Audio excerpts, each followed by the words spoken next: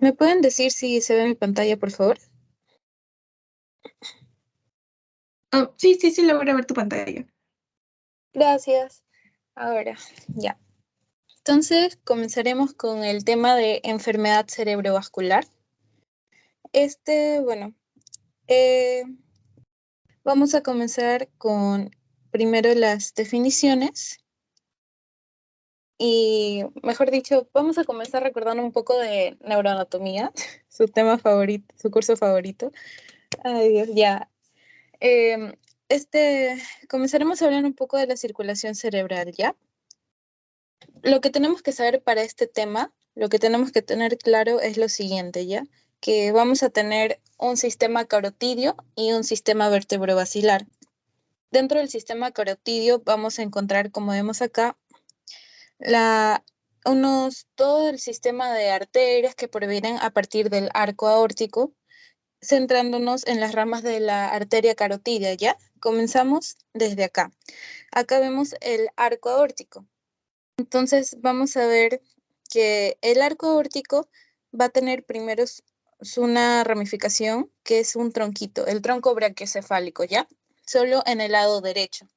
Pero, y a partir de este tronco va a salir la arteria subclavia derecha y la arteria carótida común derecha, ¿ok? En el lado izquierdo, a diferencia del derecho, no va a tener este tronquito, sino que de frente va a salir la subclavia izquierda y la carótida común izquierda, ¿ok? Entonces, entonces vamos a comenzar a ver el recorrido de esta arteria carótida común derecha, ¿ya? En este caso, acá está la carótida común, ¿ya? Esta es. Esta carótida común, como vemos, va ascendiendo por el lado del cuello y luego se va a dividir. Se va a dividir en la carótida externa, claro, porque está más para afuera, y la carótida interna, que es todo esto. La carótida interna es la que va a ingresar por la base del cráneo hasta llegar a formar parte del polígono de Willis, ¿ok? El polígono de Willis ya es muy conocido. Entonces, acá vemos, esta es nuestra carótida interna, ¿ok? Entonces, esta carótida interna va a tener también sus ramificaciones. La primera es esta pequeñita de acá, es la arteria oftálmica. Luego está la otra, que es la coroidea anterior, la de acá. ¿Ven? Acá también se sale de la carótida interna. Luego también vamos a tener a una de las más importantes arterias del polígono de Willis, que es la cerebral media. ¿Ya? Luego también está la cerebral anterior. Estas dos, o sea, porque hay arteria cerebral anterior, cerebral media y cerebral posterior. Y un momentito que me están escribiendo para unirse. Eh, ya.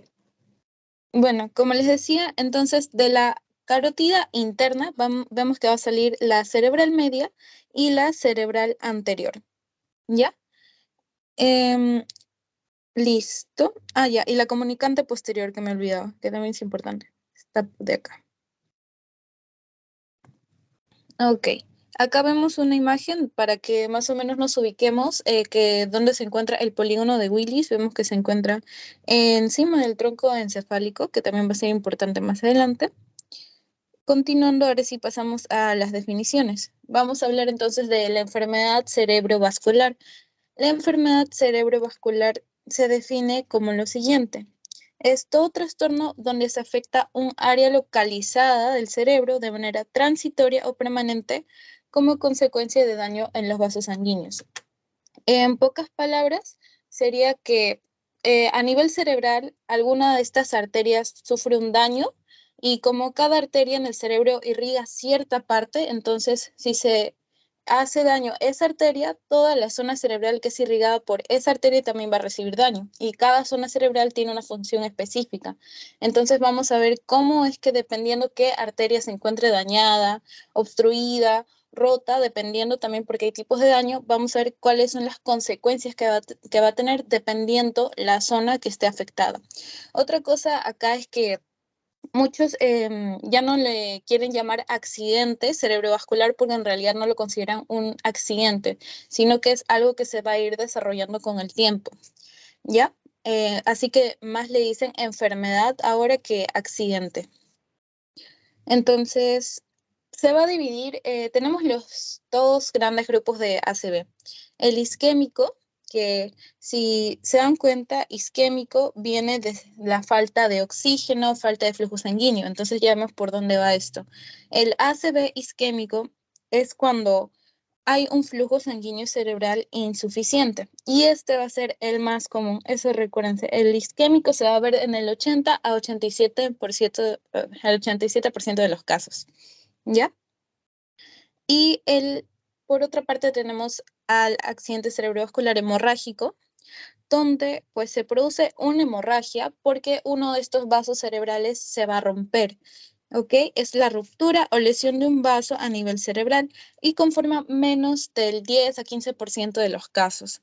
Y también va a tener su división, que la vamos a ver más adelante, ¿ya? Que puede ser una hemorragia intraparenquimal dentro del propio tejido cerebral o una hemorragia subaracnoidea, es decir, debajo de la meninge del aracnoides, ¿ya? Entonces, ya centrándonos un poco en lo que es el ACV isquémico, también hay que definir qué es ictus o stroke, que se refiere ya netamente a la interrupción del propio flujo sanguíneo. Es decir, que un accidente cerebrovascular isquémico nos puede conducir a un ictus, a que el flujo sanguíneo cerebral se interrumpa, ¿ya? Entonces, un ictus tiene la caracterización que va a ser focalizada, es decir, como les dije, hay arterias que irrigan partes específicas del cerebro, entonces va a ser focalizada porque hay daño en esa arteria, entonces va a haber daño en esa área cerebral que justamente irriga. No convulsiva, ¿ok? Y tiene un déficit neurológico súbito correspondiente. Ese es un ictus, ¿ya? El ácido isquémico nos conduce a un ictus y a su vez un ictus, cuando hay interrupción del flujo sanguíneo, nos va a conducir a un infarto. Un infarto ya es prácticamente, ya llegamos hasta ictus donde ya hubo un cese del flujo sanguíneo. Entonces, ¿qué pasa si no tenemos flujo sanguíneo al cerebro? Lo que va a pasar es que las células, las neuronas no tienen ni oxígeno ni glucosa para seguir trabajando. Entonces van a comenzar a morir por una serie de procesos que también lo vamos a ver. Y ese es el infarto, la muerte de parte del tejido debido a la falta de suministro de sangre. ¿Ok?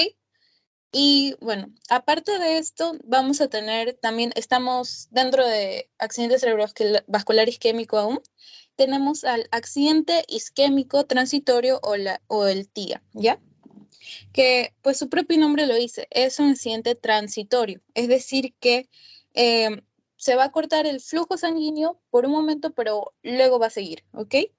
No va a llegar a formar un infarto y se caracteriza la definición tal cual es la siguiente: disfunción transitoria neurológica causada por isquemia focal cerebral, espinal o retinal.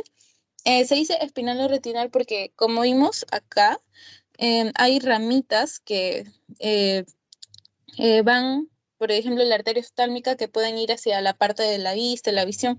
Por eso también, como están en el polígono, salen del polígono de Willis y ahí es donde más se dan estos daños daños de las arterias cerebrales, también se le dice que puede ser espinal o retinal. Sin infarto agudo, ¿ok? Isquémico, no hay muerte celular porque se va a obstruir y luego va a continuar. Ahí vamos a ver cómo es que puede pasar esto también. ¿Ok? Se resuelve en menos de 24 horas. Ya, esto es lo normal, pero lo óptimo es que se resuelva en la primera hora o los 45 minutos. Donde ocurre este daño, ya cuando hablamos de isquémico, prácticamente nos referimos a que hay una obstrucción, ¿ya? Lo más común es obstrucción. O sea, este es el vaso sanguíneo, viene un émbolo o se sale un pedacito de trombo y se obstruye en la arteria y entonces ya no hay flujo sanguíneo. ¿Ya? Y donde más ocurre esto, en el caso de los accidentes cerebrovasculares, en caso de los accidentes isquémicos transitorios, son en la arteria carotidia, en el 80%. Y no hay lesión cerebral. No hay lesión cerebral justamente porque no van a llegar a morir estas células cerebrales. Ok, a ver. Ya. Otros conceptos que tenemos que tener en claro es que hay una autorregulación cerebral. Es decir, que cuando decimos autorregulación cerebral nos referimos a cómo el cerebro va a mantener su flujo para que así siga irrigando sus zonas de tejido cerebral a pesar de los cambios de presión que puedan haber en el resto del organismo, ¿no? Nos referimos a la presión arterial media en concreto, que es como un promedio de entre la presión arterial sistólica y la presión arterial diastólica, solo que en realidad es toda una fórmula detrás, ¿ya? Entonces, lo que va a pasar aquí es que el cerebro, cuando hay cambios de la presión arterial media entre 50 y 150, el cerebro para mantener su flujo y pueda seguir irrigando correctamente a todas sus células, va a hacer una serie de acciones para que esta presión no altere ya este flujo. Lo que va a pasar es que cuando hay un aumento de la presión arterial media, lo voy a poner acá, cuando hay un aumento de la presión arterial media, lo que va a pasar es que, como ustedes saben, como vimos en la clase de presión arterial anterior, una presión arterial elevada está ligada a la vasoconstricción, ¿verdad? Entonces, en el cerebro lo que pasa es algo raro y un poco confuso, porque lo que pasa es al revés. Cuando aumenta la presión arterial media, lo que hace el cerebro, ustedes pensarían, vasodilatación para compensar la presión, pero no. Lo que hace el cerebro es una vasoconstricción en realidad. Porque acá lo que se prioriza, lo que el cerebro prioriza es el flujo. Entonces, si aumenta la presión arterial media, la sangre va a venir con más fuerza, con más cantidad a irrigar toda esa zona cerebral. Pero el cerebro dice, no, es demasiada sangre, no necesito tanta sangre. Entonces, esas arterias cerebrales van a hacer vasoconstricción para limitar el paso de flujo. Así regula que no haya un exceso de flujo que esté pasando hacia las arterias cerebrales. ¿Ok? Y cuando sucede lo contrario, cuando baja la presión arterial media, entonces ocurre también lo contrario. Ocurre una vasodilatación. Y esto porque si baja la presión, la sangre hacia las arterias va a llegar, pues, digamos, de manera no tan fuerte. Entonces, lo que hacen las arterias cerebrales es vasodilatarse para aumentar la cantidad de sangre que pase, que llegue, y así otra vez regular el flujo. El fin de esto, y por qué funciona diferente, es para regular el flujo sanguíneo cerebral. ¿Ya? Pero ¿qué pasa cuando, o sea, esto funciona normal, esto está ok, cuando estamos entre una presión arterial media de 50 y 150 milímetros de mercurio? Pero ¿qué pasa si tenemos una persona hipertensa con una presión arterial media de 160? Entonces, acá es donde va a comenzar a fallar este sistema de autorregulación. Lo que va a pasar es, ya, si tenemos una excesiva presión arterial media, ya, normalmente debería ser vasoconstricción, pero ya si es tan alta, entonces lo que va a hacer es lo contrario otra vez, ¿ok? Es como que de tanto que está el vaso constreñido, es como que el músculo se va a cansar. Se va a cansar y va a ser como de repente una vasodilatación así espontánea, brusca. Y eso es lo que va a comenzar a desregular todo, porque si está viniendo mucha presión arterial y si está viniendo ya una hipertensión, disculpen, si está viniendo si la presión arterial media está ya excesivamente alta y va a venir con más fuerza hacia la circulación cerebral y el cerebro no regula esto, entonces imagínense todo el daño que podría hacer, ¿no? Un exceso de flujo y ahí es donde las arterias que no pueden contener tanta sangre se podrían romper, dañar, etcétera. Y lo mismo sucede en el lado contrario. Si hay un deceso extremo de la presión arterial media, digamos que estamos, no sé, entre 40 milímetros de mercurio de presión arterial media, ojo. Entonces, de tanto, lo que está tratando es vasodilatarse, ¿no? Para que llegue más flujo sanguíneo, pero de tanto que está así como tratando de vasodilatarse y no compensa, entonces se va a cansar y va a ser una vasoconstricción brusca otra vez. Ok, esa parte se entendió, es un poco confusa. ¿Hasta ahí, chicos, se entendió? Una pregunta. ¿Qué ¿Cómo? significa? Una pregunta. Sí, Mencionaste el... Espérate. Mencionaste que el ictus era un déficit, o sea, tenía la característica de ser un déficit neurológico súbito. ¿Qué significa déficit neurológico súbito? O sea, ¿a qué hace referencia? déficit neurológico súbito. Ay, el, el ictus. Ya, bueno, el ictus es interrupción de flujo, ya no es como que déficit neurológico. Es diferente, ya. Ictus es cese de flujo, pero sí conduce a un déficit neurológico súbito. A lo que conduce. Y el déficit neurológico súbito se refiere a que nosotros tenemos capacidades, ¿ya? Tenemos todas las habilidades corticales, subcorticales, y con eso me refiero al habla, el lenguaje, la visión, la orientación, la marcha. Eso es lo que funciona normalmente, ¿ya? Lo que debería estar funcionando en nuestro organismo. Cuando entonces decimos un déficit neurológico súbito, es que todas esas funciones se alteran súbitamente. O sea, yo estoy sentada hablando y de la nada comienzo, no sé, se me lengua la traba, que me caigo, que me da sueño, o simplemente así. Eso es súbito. Pierdo todas mis funciones normales, pero súbitamente. A eso se refiere. ¿Se entendió? Sí, está bien. Ok. Ya. Tan, tararán, tan, tan. Ya. Ahora, factores de riesgo. Bueno, como siempre, tenemos factores de riesgo modificables y no modificables, ya. Dentro del principal, y como vimos el tema anterior, el principal tanto para ACV hemorrágico como isquémico es la hipertensión arterial, ¿ya? Eso fijo, siempre es hipertensión arterial para los dos casos.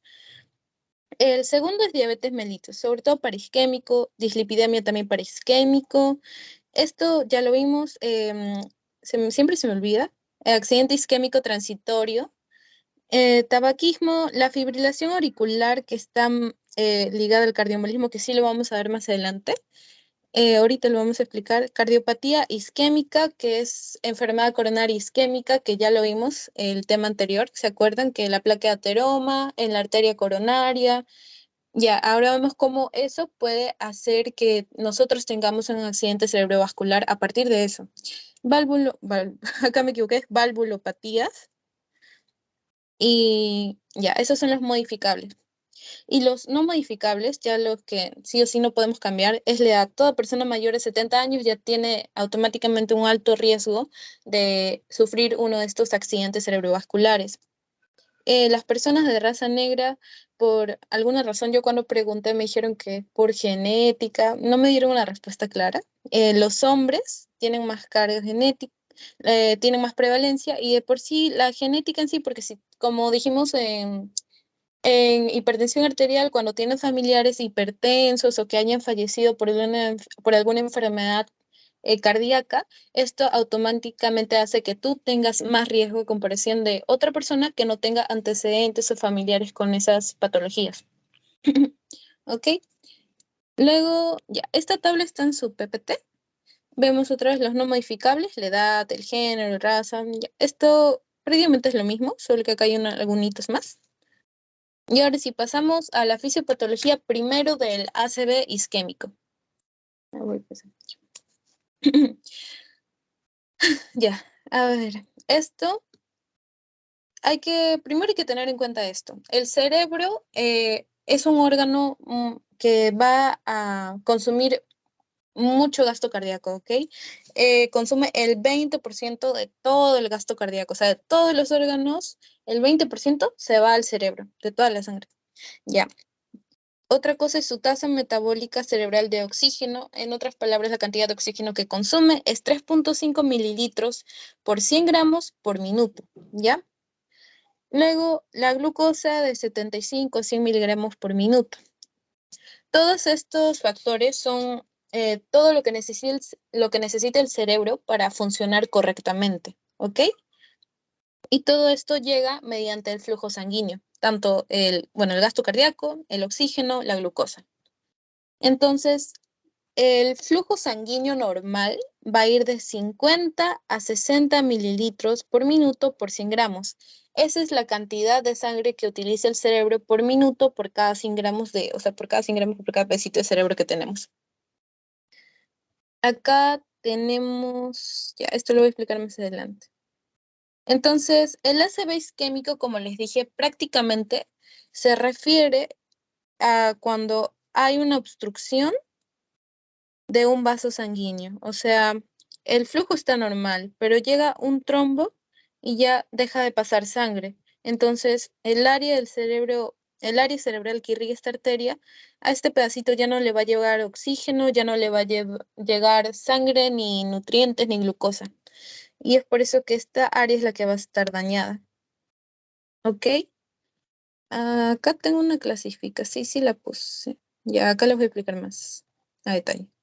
Ya, y las zonas más frecuentes donde puede ocurrir esta obstrucción de trombos o émbolos, lo hubiera explicado eso antes, pero ya, es en estas zonas, ¿ya? Las más moraditas. Como se dan cuenta, son en las bifurcaciones. Este es ya el polígono de Willis, ¿ya? Por eso es que es tan importante, porque son en las arterias que componen este polígono donde van a pasar la mayor de las oclusiones en el accidente cerebrovascular isquémico. Entonces, van a ser, miren, si se encuentran las bifurcaciones, en la arteria cerebral anterior, media, acá en la basilar. Y ahorita vamos a ver eso. Ya, esas son las zonas. Y algo que tenemos que recordar es la frase de tiempo es cerebro, ¿ok? Porque mientras más tiempo pase sin oxígeno, sin sangre, este tejido cerebral, más daño va a haber. Como vemos, en un minuto ya tenemos la muerte de 2 millones de neuronas y en 10 horas un tejido cerebral, el tejido cerebral, ese pedazo de tejido cerebral sin oxígeno, habrá envejecido 26 años tan solo en 10 horas sin oxígeno, ¿ok? Es por eso es que es muy importante que al toque noten las características de que alguien está teniendo un ACV, le den la más rápida atención para evitar todas las secuelas que puede tener. Este es una de las patologías que más secuelas deja a nivel mundial. Ya. Entonces, volvemos al flujo sanguíneo cerebral. Como dijimos, es de 50 a 60 mililitros por 100 gramos por minuto. Una oligoemia es de 20 a 50 mililitros por 100 gramos por minuto. Oligoemia es decir que si bien está recibiendo sangre ese tejido, está recibiendo ese flujo, pero es muy poco, es más bajo de lo normal. Eso es oligoemia. Lo voy a poner acá para que se vea que está. Ya. Luego está la zona de penumbra, que es un flujo sanguíneo de 10 a 20 mililitros por 100 gramos por minuto. Esta es la zona de penumbra, ¿ok? La zona de penumbra se refiere a cuando ya hay una obstrucción, pero digamos que por otras arterias aún así está llegando sangre, poquita, pero está llegando sangre aún al tejido. Por otras arterias, ¿no? Puede ser que la arteria que se ocluyó tiene otras ramificaciones y por esas ramificaciones aún está llegando un poco de sangre a esa zona. La zona de penumbra aún va a ser salvable, es decir, que si se desobstruye ese vaso sanguíneo y se recanaliza, o sea, que se vuelve a irrigar esa zona, aún ese tejido no va a sufrir daños graves, ¿ok? Lo que sí va a pasar en el caso del infarto. En el infarto ya prácticamente las células cerebrales van a morir cuando el flujo sanguíneo es menor a 100 milímetros por 100 gramos por minuto, ¿ok? Y bueno, acá vemos ya este diagrama. Tenemos un flujo de 70 mililitros y acá todo funciona bien, todo funciona bien. A partir de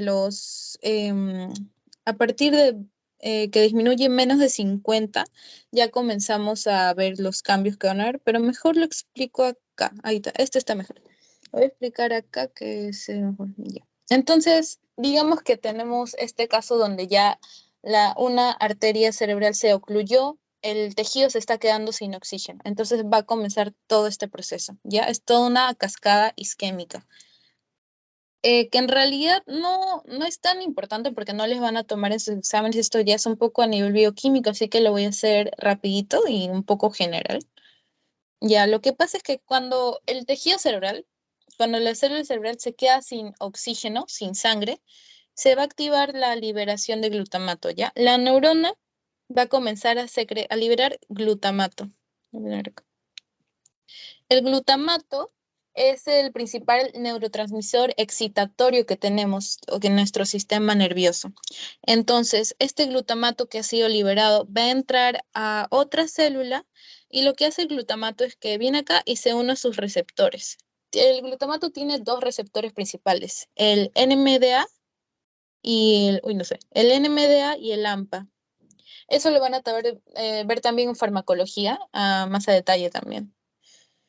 Ya, y cuando se une a estos receptores NMDA y AMPA, lo que hace es hace que el calcio entre, ¿ven? O sea, el glutamato llega y hace que el calcio pase del espacio interneuronal hasta dentro de la célula. El calcio, a su vez, va a inducir la generación de proteasas, lipasas, endonucleasas y óxido nítrico. Como si se dan cuenta, las proteasas, todo lo que lleva asa, son enzimas y las enzimas lo que hacen es degradar. Entonces, si tenemos una proteasa, van a comenzar a degradar proteínas. Lipasas van a degradar lípidos, endonucleasas van a degradar el material nuclear. Entonces, van a comenzar a desmantelar esta célula, ¿ok? Al desmantelar estas células, las proteínas, los lípidos, se van a liberar radicales libres. ¿Ok? Y estos radicales libres, lo que hacen en donde sea que se produzcan estos radicales libres, en exceso, porque hay radicales libres buenos como el óxido nítrico, que sabemos que es el vasodilatador, cuando hay un exceso de estos, va a haber daño al ADN. Si hay daño al ADN, en la célula se induce apoptosis, ¿no? La muerte celular programada. Por otra parte, otra cosa que hace el calcio es disminuye la síntesis de ATP. Si no hay ATP, entonces la célula también es otra manera de que induzca apoptosis, porque sin ATP la célula no puede sobrevivir. Va a haber daño mitocondrial también. Y pues la mitocondria, sabemos que hace la fosforilación oxidativa, la cadena y la mitocondria en sí es la batería de la célula y produce ATP. Si no hay ATP, la célula se muere, así.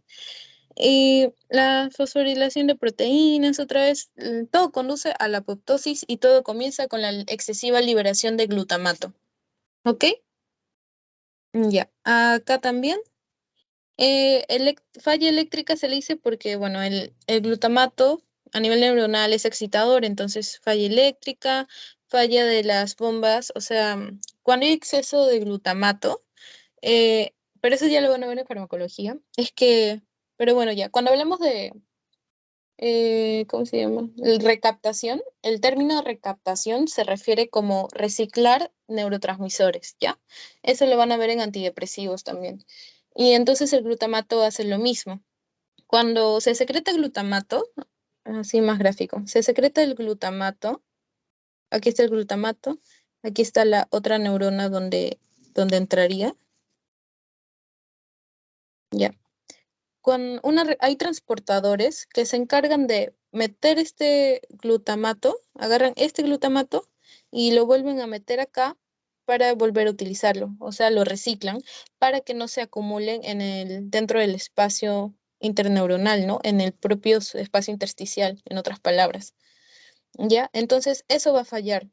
Y si falla esa recaptación, no se recicla el glutamato, va a haber aún más glutamato en el espacio intersticial. Si hay más glutamato en el espacio intersticial, más neuronas lo van a poder captar, va a haber un exceso del uso de glutamato, va a haber un exceso de ingreso de calcio a la célula y todo va a conducir al exceso de radicales libres, un exceso de daño al ADN, más muerte celular. ¿Ok? Y recuerden, lo que estimula la liberación del glutamato es la isquemia, falta de sangre, falta de oxígeno.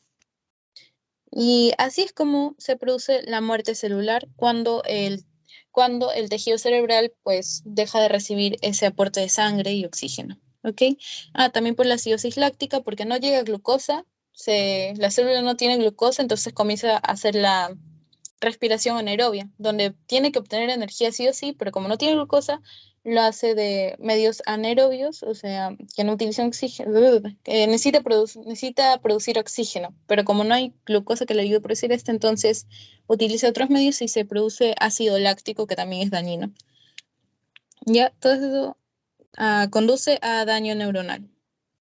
La vida del ácido láctico también lo van a ver en fármacos. Ya, listo. Entonces, en conclusión, estos son los mecanismos de lesión encefálica, ¿ya? Ya cuando ya hay un cese de flujo comienza todo esto. La hipoxia, la isquemia, los aminoácidos excitadores, nos referimos al glutamato, el influjo de calcio, los radicales libres, la activación de las proteasas, lipasas, desequilibrio de potasio, ya esto es cuando exceso de salida de potasio, sistema de las caspasas que se encargan de, pues, degradar toda la estructura celular y el ácido láctico. Todos estos se van a encargar de finalmente acabar con la célula cerebral. Ya.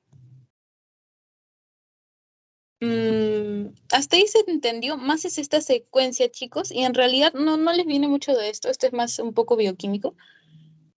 Pero sí, lo que tienen que saber es que cuando hay isquemia se aumenta la producción de glutamato y pues, ya por conocimiento sucede todo esto, se produce óxido láctico, todo eso conduce a daño celular, muerte celular. Y eso. Ya, ahora esta clasificación TOAS. Creo que también en su lectura la van a ver. La clasificación TOAS se refiere a las principales causas de un accidente cerebrovascular isquémico, ¿ok? El TOAS es para ACV isquémico. Entonces, en primer lugar, tenemos a la aterosclerosis de grandes vasos. Y si recuerdan, ya lo vimos en la clase pasada, y se refiere a, bueno, la aterosclerosis, ¿no? Su plaquita de ateroma impide el flujo sanguíneo y ya más o menos se dan cuenta cómo se relaciona con esto. Y bueno, pero hay algo más que también voy a explicar acá. La segunda causa es el cardioembolismo. A ver, un momentito que me están...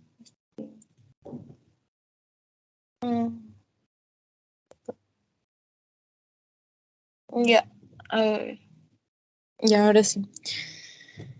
Ya, la segunda causa es el cardioembolismo.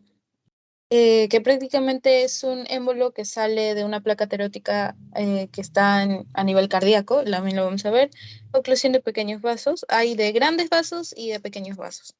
De etiologías indeterminadas, o sea, digo de etiologías determinadas que ya sabemos que por esta enfermedad también puede conducir a un ACV isquémico.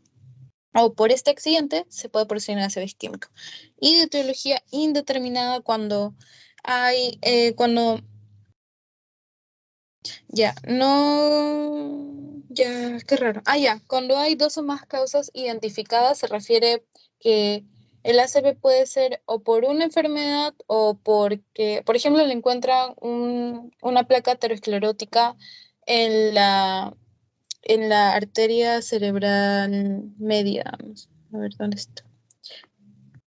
Por ejemplo, si le encuentran una plaquita aterosclerótica a este nivel, pero también le encuentran otra a este nivel. Es como no sabes cuál produjo que el flujo dejara de pasar, ¿no? Porque puede que... mejor les explico de frente esto, porque si no, no me van a guiar, se van a perder acá. Ok. Ya. En general, dos o más causas identificadas significa que tienes dos posibles causas para el ACV y no sabes cuál de las dos fue. Cuando no hay causas encontradas, pues no se sabe por qué sucedió. Y cuando hay una evaluación completa, es decir, que o te faltan más evaluaciones para ver dónde está el origen del ACV o no tienes los recursos para hacer esos exámenes. Entonces lo dejas como en una evaluación incompleta. Ya. De todas estas, la que es la aterosclerosis de grandes vasos, es la más común. O sea, lo más común, lo primero que te viene es la causa es ACV isquémico y su causa más común por aterosclerosis de grandes vasos. Ya. Luego, no sé si lo ven acá, aquí está Large Artery Disease, el 40% de los casos. Ya. Luego está el de las arterias de pequeños vasos, es el 20%. El cardioembolismo es un poco más frecuente que el de las oclusión de pequeños vasos, solo que ¿por qué no sale cáncer? Me pregunto. Y ahí ya es hemorrágico. Entonces, comencemos con la enfermedad de grandes vasos. Ya, su propio nombre lo dice, se da en las arterias más grandes, ¿ok? Es decir, que principalmente se da a nivel de las arterias carótidas, ¿ok? A nivel debí poner una imagen acá.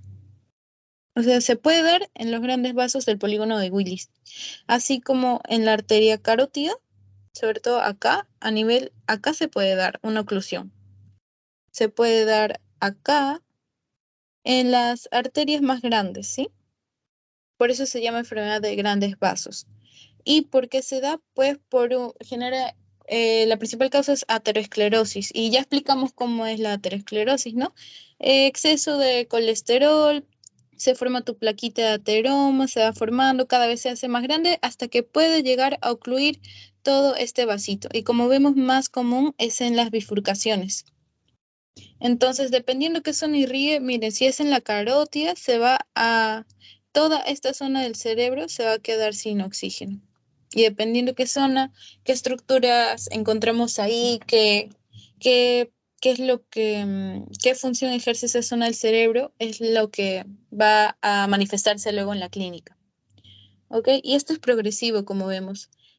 Cuando es extracraneal, o sea, vasos fuera del cráneo, como la carótida, es que es progresivo, ¿ya? No es súbito. En este caso es progresivo.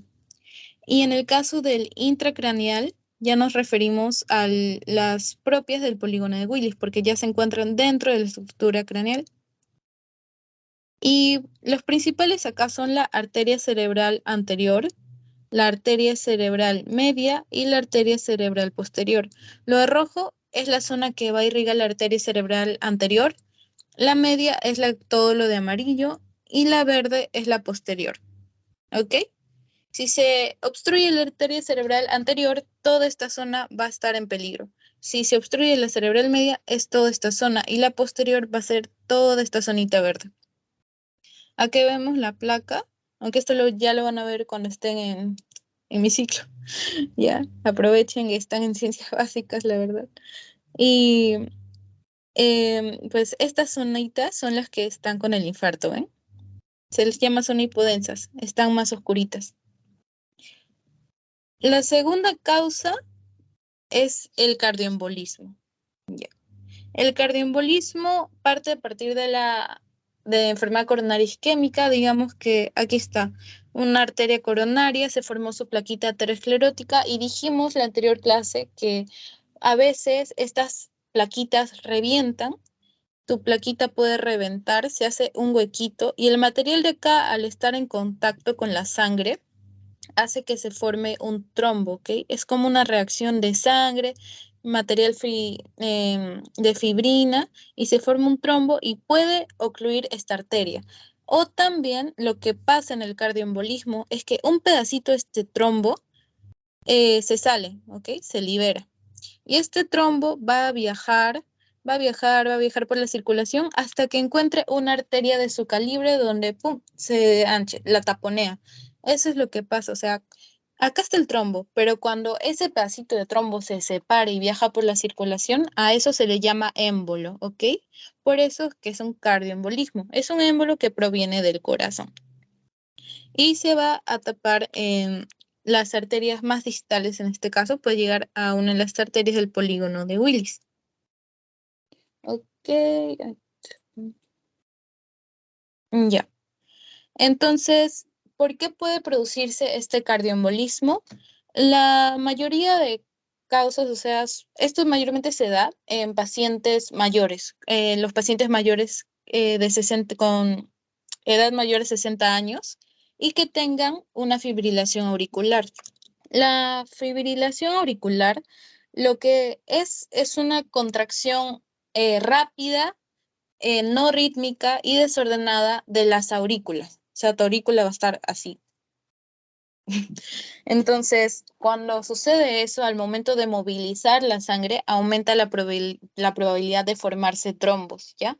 Porque es como que si agitaras una botella con sangre, la sangre no es como el agua, es más espesa y tiene también otros componentes. Entonces, algunos de estos componentes se pueden pegar y comenzar con la formación del trombo si es que el flujo es turbulento, desordenado. Y eso es lo que hace la fibrilación auricular. ¿Ok? Por eso se ve cardioembolismo cuando hay estos casos de fibrilación auricular. Si ves que es una persona menor de 45 años que tiene un ACV isquémico, entonces lo que puedes pensar es que tiene un foramen oval permeable. El foramen oval permeable es, o sea, tú tienes tus aurículas. ah, Qué feo corazón. Ya, acá entre las aurículas hay como un huequito, un ovalito que las mantiene separadas, ¿ya? Normalmente ese huequito está abierto cuando estamos en la pancita, ¿ya? Cuando aún somos fetos. Pero al momento de nacer eso se cierra, ¿ya? Entonces, ese es el foramen oval, ¿ya? Y el foramen oval permeable se refiere a que este circulito no está del todo cerrado. Entonces, cuando las aurículas trabajen normalmente, expulsando, así, contrayéndose y llevando la sangre desde la aurícula hasta los ventrículos, parte de esta sangre como que se va a pasar por ese foramen entre las aurículas y va otra vez a malograr todo el flujo, porque viene con fuerza, ¿no? O sea, entonces va a malograr todo el flujo y también aumenta el riesgo de formar trombos que luego se vuelven émbolos. ¿Ya? Y eso es mayormente en personas de menores de 45 años. Lo que caracteriza al cardioembolismo y lo diferencia de la enfermedad de grandes vasos o la aterosclerosis de grandes vasos es que el cardioembolismo sí es súbito, ¿ya? Porque no es como acá que se está formando tu plaquita poco a poco hasta llegar a obstruirla, sino que acá de frente tienes una plaquita tal vez con un trombo que tal vez no ha llegado aún, pero ya es un trombito y parte de este trombito se sale, va a viajar y es súbita porque, o sea, el taponamiento es súbito. Llega donde quepa ese trombo, donde encaje correctamente ese trombo en la arteria y lo tapa directo. Es por eso que estos déficit neurológico, como dijo su compañera, entonces va a ser súbito. O sea, vamos a comenzar a tener pérdida de habla o hemiparesias, que es debilidad de la mitad del cuerpo, dependiendo de la zona que también lo vamos a ver. Y, ok, es súbito. Pero así como es súbito, también puede haber fragmentación del coágulo. Es decir, que este coágulo que estaba tapando esta arteria, o sea, por el mismo impulso del flujo, dependiendo de la zona, no es como algo terminado. Depende de la zona, depende del flujo, depende de la posición, depende de varias cosas. Puede que se salga. O sea, ese trombito empuja, empuja, empuja y se sale y comienza otra vez en la circulación o se deshaga por el mismo flujo. O sea, todas esas cositas pueden pasar. Por eso es que puede haber fragmentación del coágulo. Es súbito, pero puede que pase. O sea, puede que ese coágulo se deshaga y tu flujo vuelva a ser normal. ¿Ok? Es por eso que acá es un tipo de, ¿dónde está? De enfermedad isquémica transitoria, como dijimos, súbito, pero temporal. Se tiene que resolver óptimamente en los primeros 45 minutos y máximo en las 24 horas. ¿Ok? Listo. Pregunta, disculpa. ¿Sí? Sí, una pregunta. ¿Podrías repetir lo que era la fibrilación auricular, por favor? Ya. Otra vez. Ok. Ok. Ya. Ya, la fibrilación auricular eh, es un tipo de arritmia, ¿ya? Las arritmias son... Uy, ¿qué pasó acá? Ya. Ya, las arritmias son cuando... O sea, ustedes saben que el corazón tiene un ritmo, la frecuencia cardíaca normal, ¿no? Y tiene que ser rítmico, ¿no? Tan, tan, tan. Pero la fibrilación auricular es cuando la contracción de la aurícula, porque la aurícula también se contrae, o sea, no sigue un ritmo, o sea, pues en vez de ser tan, tan, tan, tan, es como tan, tan, tan, tan, tan, tan, tan, tan, tan, o sea, así todo un desorden. Y tienden a ser rápidas, o sea, va a ser un ritmo, va a ser unas contracciones no rítmicas y rápidas. Entonces, imaginen como Si yo estuviera, digamos, agitando una botella de agua, ya. La sangre, como les dije, no es como el agua. Si yo agito esto, si fuera sangre, por los mismos componentes que tiene la sangre, eh, y lo que hay en la sangre, porque no solo hay glóbulos rojos, hay plaquetas, hay linfocitos y todo, se van a como que pegar, tienen más riesgo, o sea, hay más, como más riesgo, más probabilidad de que se peguen cuando hay una fibrilación auricular, porque imaginen que te estén haciendo esto a tu sangre, así, a cada rato. Entonces, hay más riesgo que se forme un trombito y suceda todo esto. En general, fibrilación auricular arrítmico y rápido, de contracciones de las aurículas arrítmicas y rápidas. ¿Se entendió? Sí, muchas gracias. Ok, ahora, ok. Ya vimos las más comunes, ¿no? Ya la enfermedad de grandes vasos y el cardioembolismo. Ahora la de pequeños vasos. La de...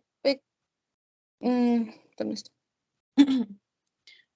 La de pequeños vasos, su nombre lo dice, así como hay de grandes vasos, la de pequeños vasos se va a dar obstrucciones a nivel de los vasos más pequeños, que son del polígono de Willis, porque acá es donde se encuentran los más pequeños, ¿ya?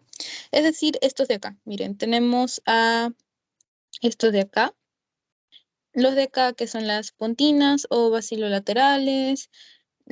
Hay unas que son muy comunes, que son las lentículas estriadas, que faltó completar acá, pero salen de esta arteria cerebral media, que son ya chiquitas, ¿ya?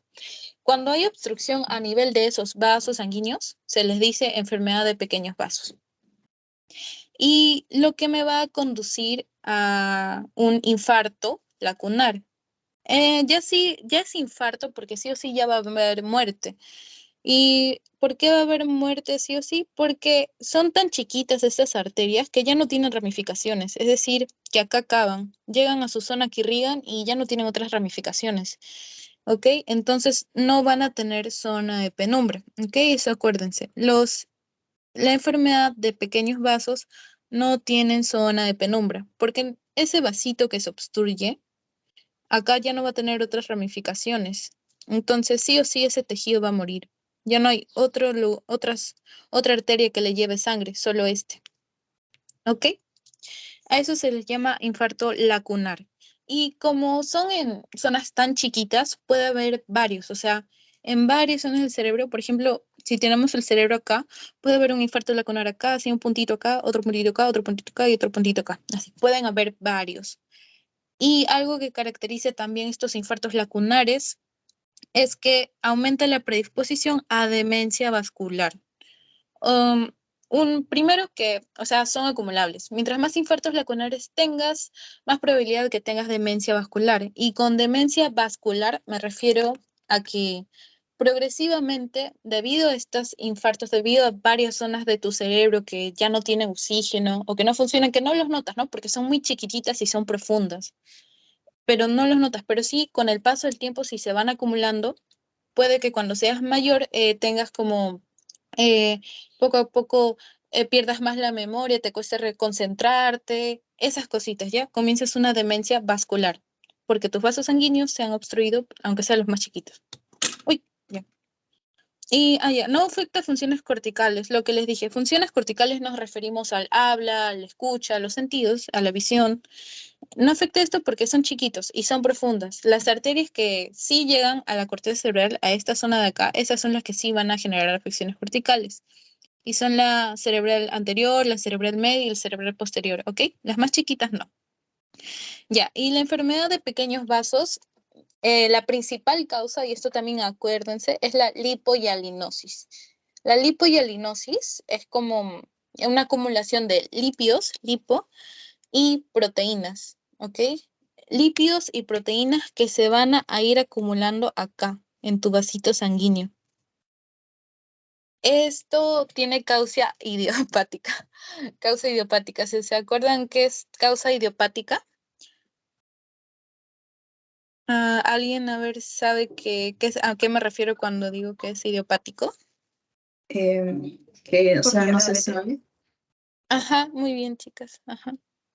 Entonces, acá falta investigación en la lipohialinosis. Aún no se sabe por qué sucede, solo se sabe que Solo cuando han analizado a los pacientes que tienen Alzheimer, se les ha encontrado que varios de sus vasitos chiquitos tienen esta lipohialinosis, ¿ok? Eso es, lípidos y proteínas acumulados en los vasitos más pequeños. Eso es la lipohialinosis. Principal causa de infartos lacunares y también se ve en casos en los pacientes con Alzheimer, pero aún no se sabe por qué se producen. Ya listo. Ya pasamos a la clínica. Ok. La clínica de esto. En realidad, acá les tengo unos cuadritos de cuando afectan las demás arterias, pero las principales que vamos a ver son las consecuencias que tienen y cómo se manifiestan en nuestro organismo si es que se nos obstruye la arteria cerebral anterior o la arteria cerebral media o la arteria cerebral posterior. ¿Por qué es lo más común? ¿Ok? Porque es lo más común, como dijimos, la aterosclerosis de grandes vasos intracraneal se da a nivel de estas tres. Entonces, lo que vamos a ver más son esto. Y comenzamos acá, a ver si me acuerdo todo.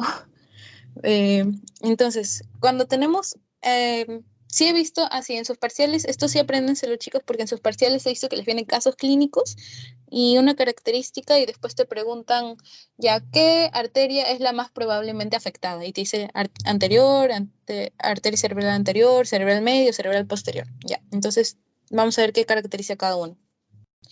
Ya, sí, me olvidé de algo acá. Antes de pasar los síntomas específicos, algo importante acá, chicos, es que... ¿Dónde lo anoto? ¿Dónde lo anoto? Ya. Cuando tenemos un accidente cerebrovascular en general, o un ictus, sobre todo isquémico es lo más probable, vamos a tener la sintomatología característica, ¿ya? Que es... Ahí va a ser. Uno, alteración de la conciencia, ¿ya? Hay música en el fondo, creo. Ya. Uno, alteración de conciencia. Dos, pérdida de fuerza.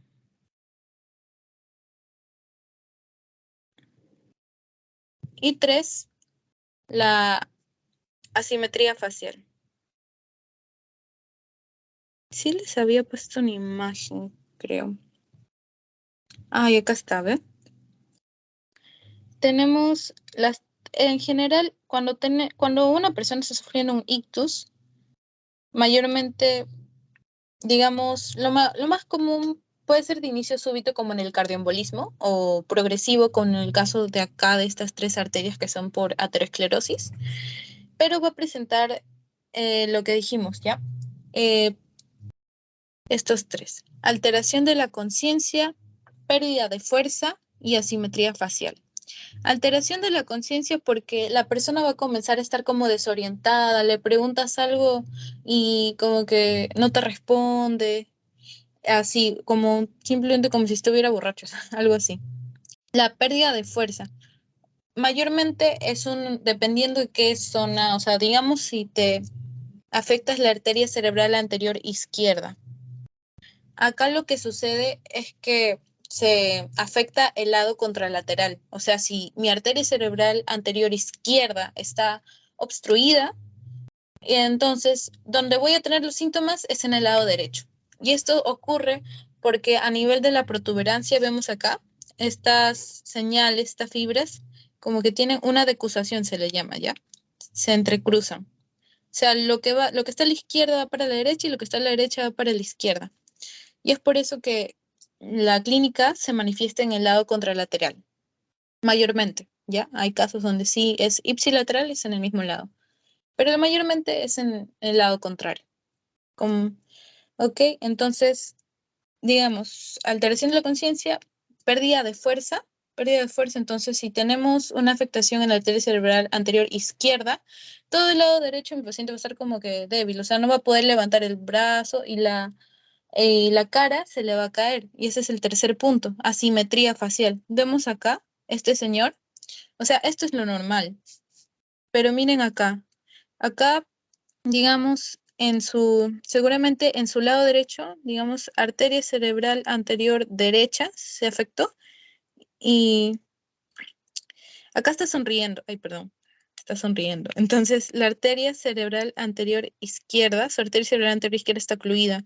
Entonces, miren, le dicen sonríe y no puede subir esta parte. Se le cae la cara, ¿ven? Asimetría facial. La mitad está sonriendo, la mitad es como una cara caída y eso. Entonces, eso les puede servir para identificar a una persona que está teniendo un ictus, un ACV, porque es lo mismo, ACV, ictus, ¿ya?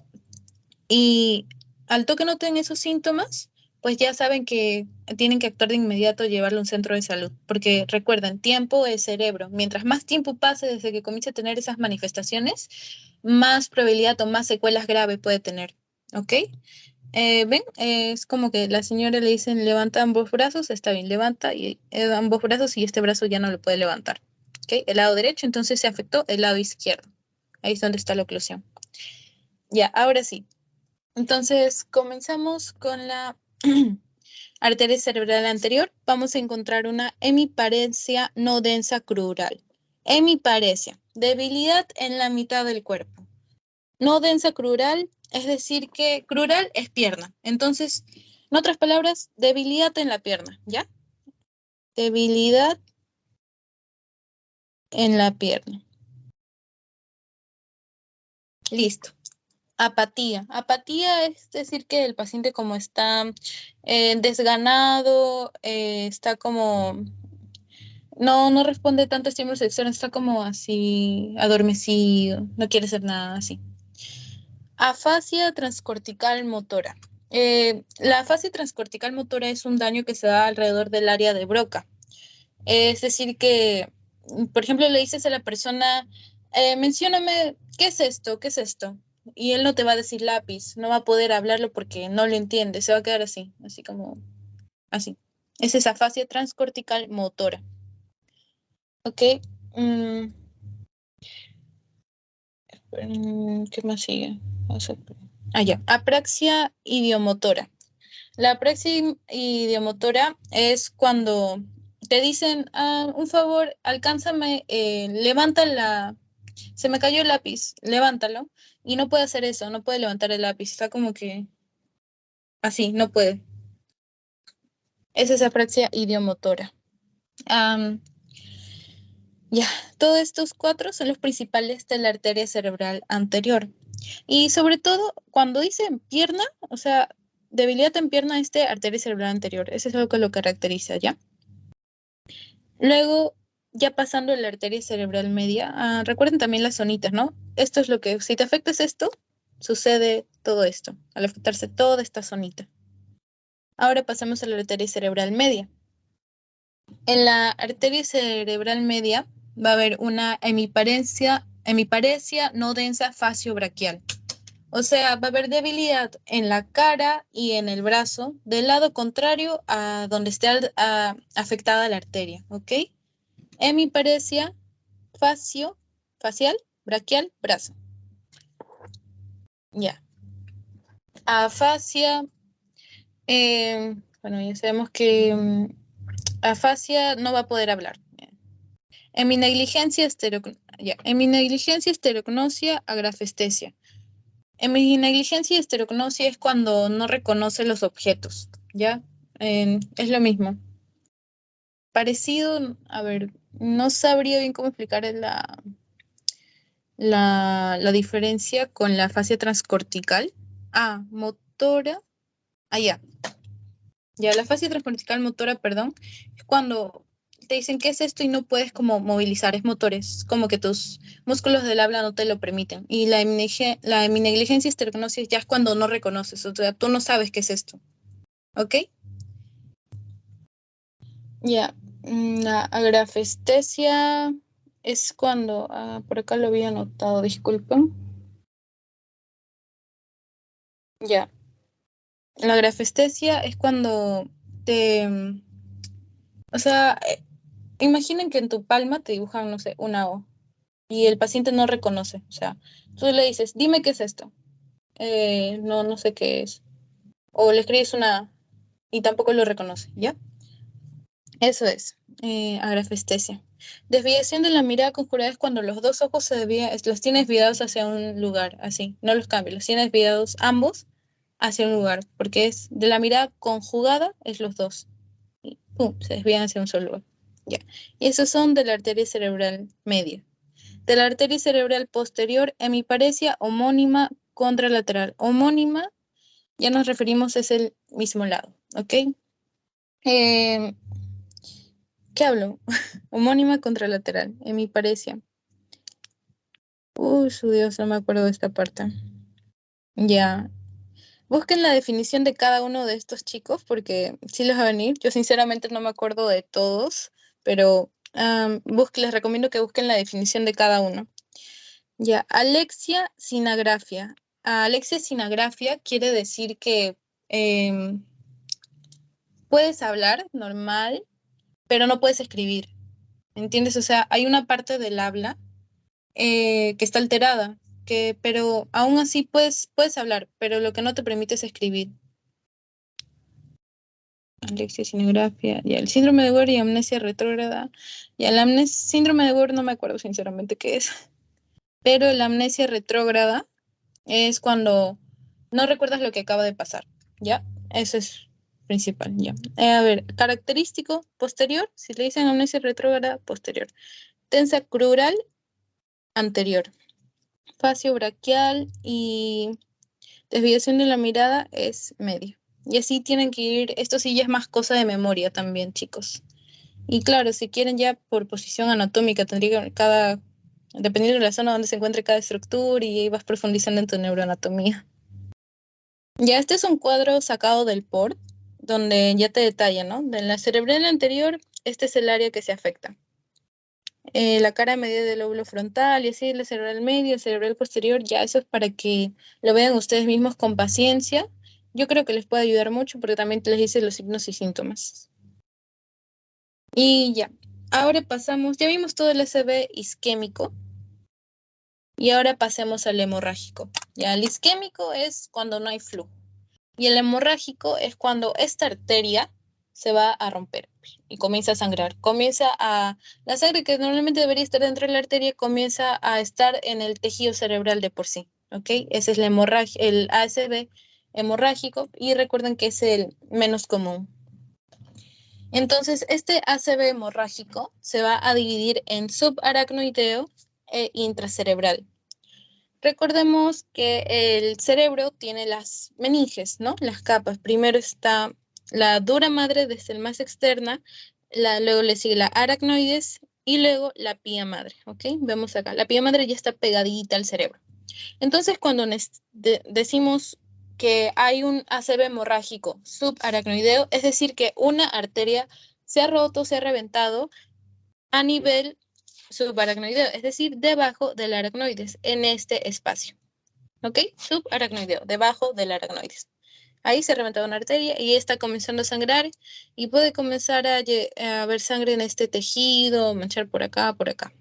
¿Ok? Luego, ahorita vamos a ver las características de cada uno.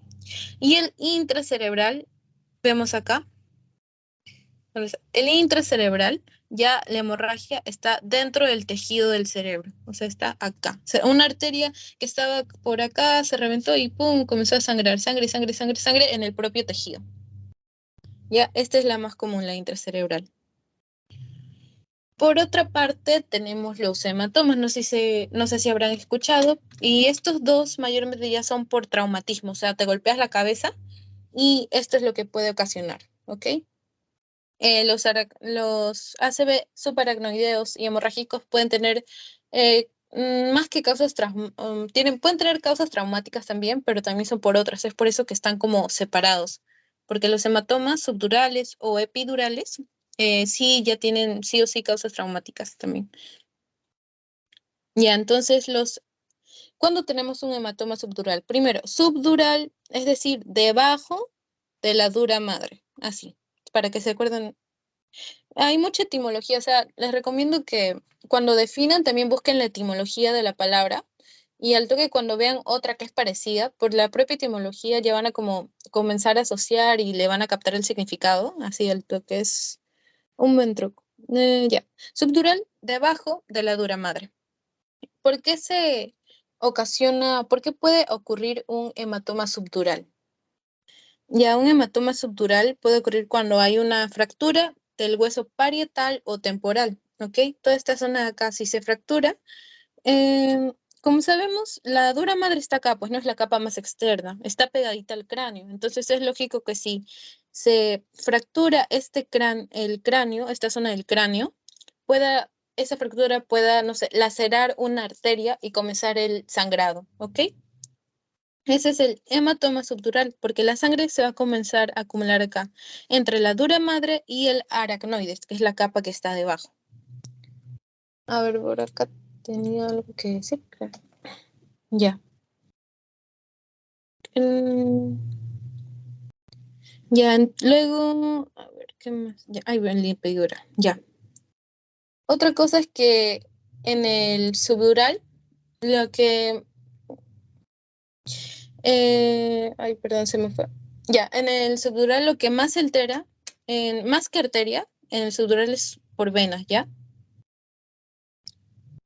Subdural, qué raro, ya. Perdón, acá no es la arteria meningia media, lo habré copiado mal. Creo que lo puse al revés. Ya, es al revés, chicos, ya.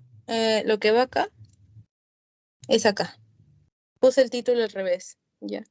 En el hematoma subdural lo que más se altera son las venas. Después lo corrijo en la diapositiva, ¿ya?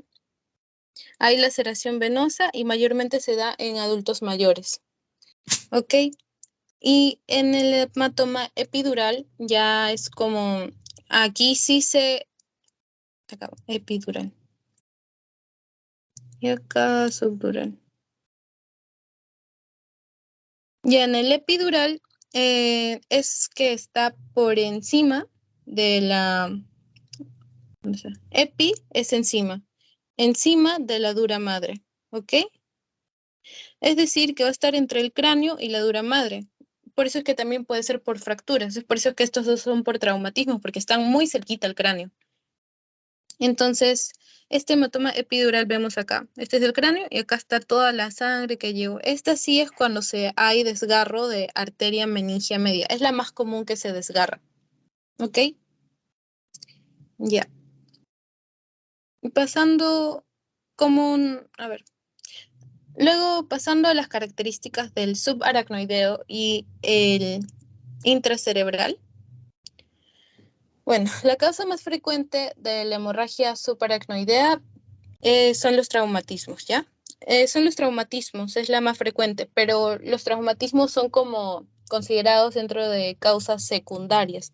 Entonces, si te Una, preguntan, sí, perdón, disculpa. Lo que pasa es que justo habías mencionado respecto a lo de subdural y epidural, ¿verdad? Eh, sí, mm, justo, no sé si me confundí, no sé si es que lo llegué a entender bien, pero dijiste subdural cuando era laceración venosa. sí, eso lo voy a corregir, más bien disculpen por la confusión, puse los títulos al revés. Ah, Pues no, sí, no está también me bien. confundí. Está bien. Ujú. Subdural es es laceración venosa, ¿ya? Subdural Ya. es cuando es laceración venosa. Ya la Ah, está epidural bien. sí es arterial. Ujú, Gracias. aquí. Ya. Ahora, ay, ya. Ahora sí, dentro del hemorrágico vamos a encontrar entonces las características del subaracnoideo que ya sabemos por localización y ya sabemos también la localización del intracerebral, ¿ya? Ya, la causa más frecuente del subaracnoideo, ay, perdón, es el traumatismo. Traumatismo, ¿ok? Y como les decía, el traumatismo es considerado una causa secundaria. Entonces, cuando les pregunten causa más frecuente espontánea, la espontánea, ya es aneurisma cerebral o malformación arteriovenosa. ¿Ya?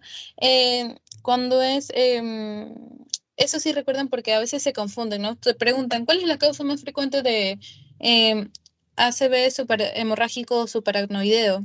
Tú le dices traumatismo y ya, está bien, pero si te dicen cuál es la causa más frecuente de ACV hemorrágico subaracnoideo, pero la causa más frecuente es espontánea, tú le dices, ah, si es espontánea, entonces es aneurisma cerebral o malformación arteriovenosa. Ya, esa es la diferencia. Listo. Entonces, ya, aneurisma cerebral, cuando decimos aneurisma cerebral, es prácticamente una dilatación de tu arteria. O sea, esta es tu arteria normal y ¡pum! Una dilatación. Pero así como está dilatada, las paredes de esta arteria van a estar más delgaditas. Entonces imaginen que le meta un alto flujo por acá, le aumente la presión acá. Esta pared no va a aguantar mucho y puede que ¡pum! Se reviente y sangrado, sangre, sangre. Es por eso que la presión también, la presión arterial, la hipertensión es un factor de riesgo muy importante tanto para el hemorrágico como para el isquémico. ¿Ok? Y por eso es que esta es una de las primeras causas dentro de las causas espontáneas. Malformación arteriovenosa, ya la malformación arteriovenosa, su propio nombre lo dice, una arteria, una vena que están malformadas. Es prácticamente cuando tus arterias, digamos, y tus venas están como todas enrolladas, así todas desordenadas, ¿ok? Y a su vez, esas arterias y venas que están todas desordenadas y enrolladas también tienen paredes débiles. Esto ya es algo genético, o sea, tú naces con una predisposición con una malformación ya de por sí, solo que los síntomas ya se les notan en jóvenes cuando comienzan a hacer más actividad física y mm, cuando hay más demanda de nutrientes y oxígeno, ya en la juventud recién se notan estas manifestaciones. Es por eso que si ves a un paciente joven que ha tenido un ACV, lo más probable es que sea hemorrágico y es que sea por una hemorragia subaracnoidea y por malformación arteriovenosa, ¿ok? Ya. Entonces, lo que va a caracterizar, también he visto, no sé por qué, a pesar de que el hemorrágico es menos común que el isquémico, he visto varias preguntas del parcial. Y las del pretest, que han hecho en el pretest, las preguntas del pretest, hay varias de hemorrágico, porque también hay varias en el parcial. En la otra clase, a ver si al comienzo hacemos más. A ver, entonces, la clínica. ¿Cómo es que se manifiesta un ACV hemorrágico en nuestro organismo? Primero, lo que caracteriza más a un ACV hemorrágico subaracnoideo es la cefalea intensa del esfuerzo. O sea, los pacientes dicen, no tuve el peor dolor de cabeza en mi vida, peor cuando me paraba o cuando trataba de correr, horrible, empeoraba. Ya, más probable que sea subaracnoideo. Y si es una persona de edad mayor, también, más probable que sea subaracnoideo. Aunque sea, ya, rigidez de nuca. Rigidez de nuca es cuando, o sea, tú no puedes, le tocas acá y le sientes bien durito y como que el paciente le haces así y no puede doblar mucho. Ya. Náuseas y vómitos. Y ausencia de signos de focalización.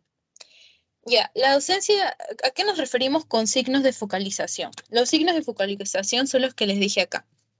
¿Dónde están? Estos tres. O sea, no van a ver estos síntomas comunes que ves en un ASB normal, ¿no? O sea, puede que no haya alteración de la conciencia, ni pérdida de fuerza, ni asimetría facial, ¿ya? Porque no es como una detención de flujo. Cuando detienes el flujo, las neuronas, las células cerebrales se quedan sin energía, sin fuente para hacer sus funciones. Es por eso que comienza a ver todos estos síntomas. Pero en una hemorragia puede que no hayan estos síntomas porque no, de por sí no es que cause un infarto, no es que cause muerte celular, sino que causa edema, ¿ok? Que aumenta la presión intracraneal y eso lo vamos a verlo en la otra clase también. Ya, entonces eso es lo que puede pasar en un ACV hemorrágico, ausencia de signos de focalización. Por eso, con estos es que los puedes identificar, sobre todo la cefalea intensa al esfuerzo, es lo que más caracteriza cuando es superaracnoidea.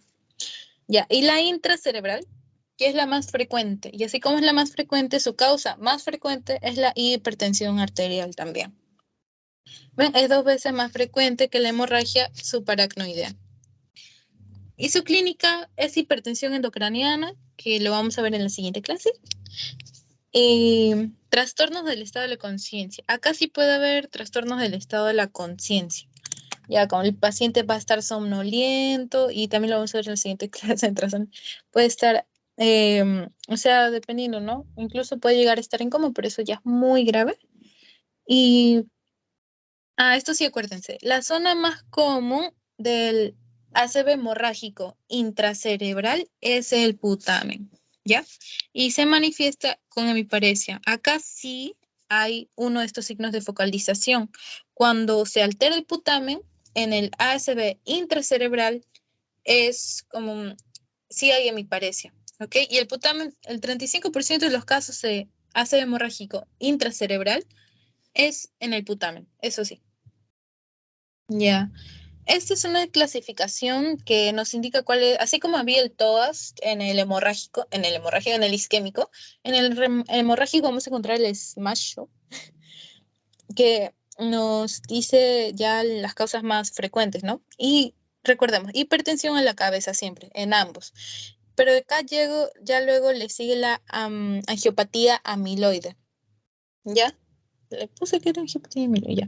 La angiopatía amiloide prácticamente es como material amiloide, se acumula prácticamente en estas arterias.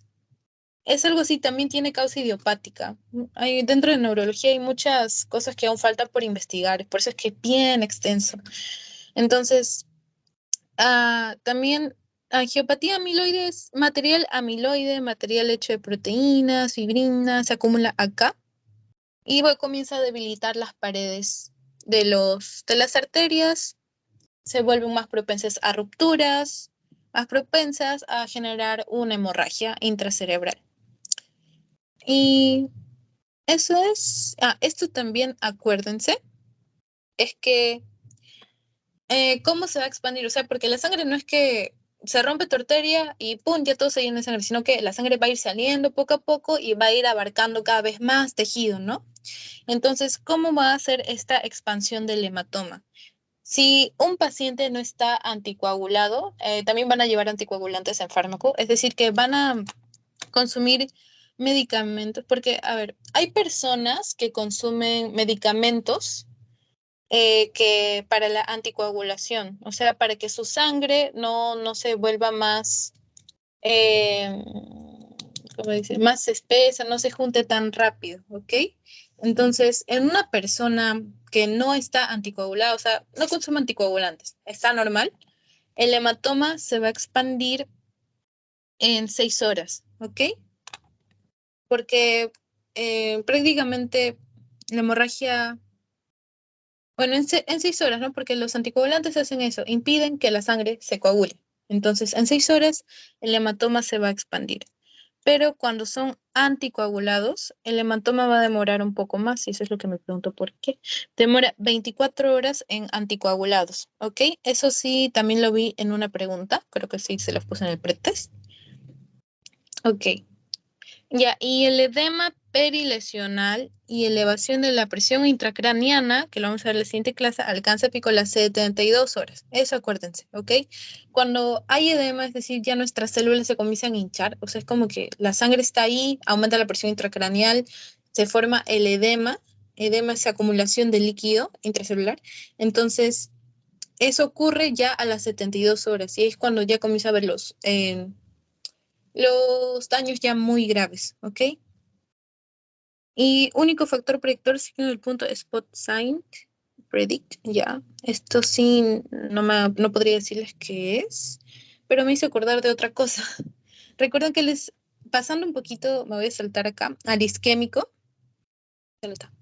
Ya, es que cuando tú tienes, digamos, cuando un paciente, eso también es importante, cuando un paciente tiene un accidente isquémico transitorio, ya es símbolo de que en los siguientes 3 meses sí o sí puede tener un accidente cerebrovascular isquémico. Es por eso que cuando a un paciente se le detecta así, ha tenido un ACV, pero se le pasó ya los 45 minutos a la hora, de todas maneras se les tiene que seguir, mantener en el hospital por unas semanas, por un tiempo más para estar en observación, si es que, porque si tuvo un accidente cerebral isquémico, significa que ya tiene una placa formada y es muy probable que ya se haya formado un trombo. Y es muy probable que si se salió un pedacito de émbolo, o sea, un pedacito de trombo y se formó un émbolo, significa que ese trombo sigue ahí y se sigue formando. Entonces, más adelante, es muy probable que ese mismo paciente tenga un accidente cerebrovascular isquémico, porque ese trombo que sigue ahí puede llegar a cerrar toda esa arteria. ¿Ok?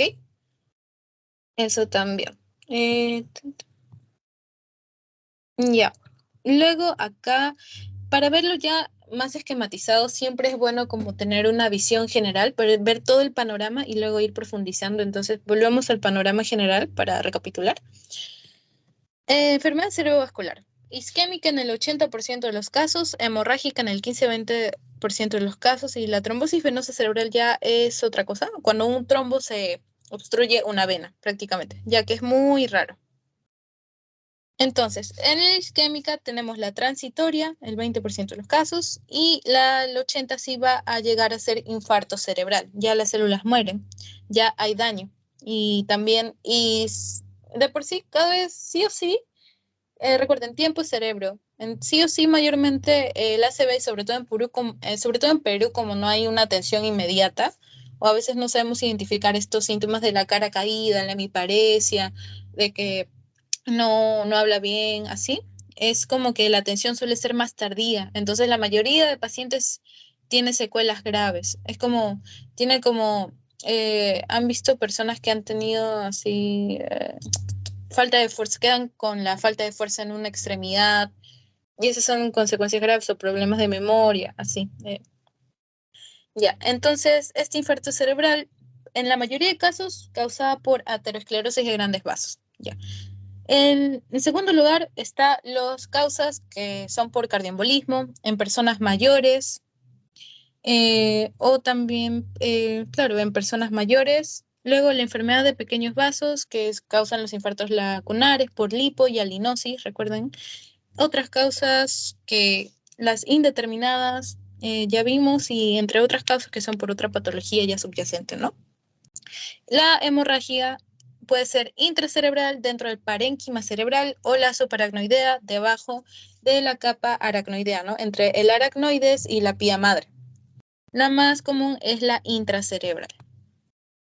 Ya, luego estas tablitas son del UpToDate. Ah, sí, otro consejo que les quería dar es que no sé si saben qué es UpToDate, que es una aplicación, una página que nos da gratuita la universidad y normalmente se paga porque en realidad es muy buena. O sea, tiene información de enfermedades, investigaciones con lo último actualizado y revisado cada mes así por expertos sobre ese tema. Entonces, si pueden utilizar la herramienta cuando quieren investigar algo, les recomiendo mucho que la usen, porque también tiene esquemas que son muy útiles. Por ejemplo, miren, acá hay eh, cuáles son las síndromes o manifestaciones que se dan de acuerdo al territorio afectado, ¿no? Si es la arteria cerebral anterior, si hay déficit motor y sensorio de la pierna y la cara y del brazo. Claro, de la pierna y la cara, así como le dije, ¿no? Pierna escrural, cara facial. Ya de la arteria cerebral media, ya todos estos síntomas, posterior, alexia, sinagrafia. Eh, estos son ya de pequeños vasos, de las arterias penetrantes, se les llama, pequeños vasos, y de la vértebro-basilar, de la vértebro-basilar, si se obstruye también es algo fuertecito. Y de la carótida interna, que es isquémica extracraneal, y ahí tienen tiempo para ir revisando si es que pueden. Y bueno, y acá está por los tipos, ¿no? Por la hemorragia intracerebral, hemorragia subaracnoidea, por la isquémica, por trombosis, y la isquémica por cardioembólica. Trombótica se refiere ya a aterosclerosis, embólica, cardioembólica. Ya. Los factores de riesgo y otras causas, bueno, puntos a tocarse como puntos clave. Y bueno, por hoy eso es todo. Quiero saber qué hora es. Ya, justito. Eso es todo, chicos. ¿Tienen alguna duda, alguna pregunta? ¿Repito algo? ¿Algún consejo, crítica? Bueno, algo. Me dicen. Mm, ya.